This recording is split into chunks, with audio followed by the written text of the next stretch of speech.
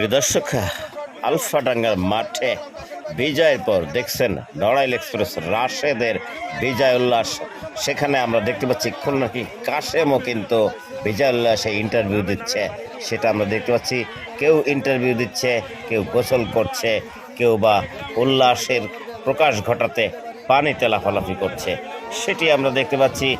এখন সেই hot favourite corner Narail express Rashed কিন্তু কিভাবে পানিতে ঝাঁপ দেবে সেটি দেখার জন্য অনেক দর্শকও কিন্তু ঝাঁপ দিচ্ছে। এবং সেটার পাশাপাশি আমরা দেখতে পাচ্ছি কোনার কিং কাশেম তিনি একটি ডিগবাজি দিয়ে পানিতে নেমে পড়লেন।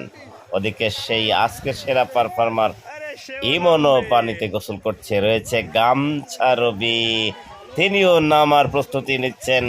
তিনি কি লাভ দিবেন নাকি এমনিতেই নেমে পড়বেন?